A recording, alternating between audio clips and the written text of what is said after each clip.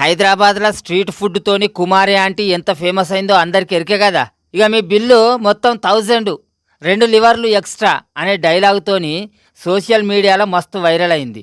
ఇక అప్పటి నుంచి ఈమె బిజినెస్ మస్తుగా నడిచింది. రోడ్డు మీద ట్రాఫిక్ బగ్గా జామ్ అవుతున్నదని పోలీసులు పర్మిషన్ ఇవ్వకపోయే వరకు మస్తు తిప్పల పడ్డది. అటెన్కల సీఎం రేవంత్ అన్న నుంచి పర్మిషన్ వచ్చే వరకు మళ్ళీ సురువు చేసింది గీ దందా.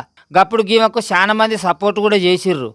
అయితే ఇక ఇవాళ ఏదో పని మీద హైదరాబాద్కి వచ్చిన సోన్సూద్ సారు గీమను కలిసేటందుకు పోయిండు. తక్కువ పైసలతోని చాలా మంది కడుపు నింపుతున్న గీమను బగ్గనే తారీఫ్ చేసిండు. ఫుడ్ స్టాల్ ముచ్చట్ల ఆంటీ కట్టాలలో ఉన్నప్పుడు సోన్సూద్ సారు ఫోన్ కూడా చేసి మాట్లాడిండు. స్వయం కృషిని నమ్ముకొని పనిచేస్తున్న గీమెకి ఏదైనా సాయం కావాలన్నా కూడా చేసుకొస్తానని చెప్పుకొచ్చిండు. ఇక సోన్సూద్ సార్ను చూసేటందుకు మస్తుగా ఎగబడ్డారు పబ్లిక్ అందరూ.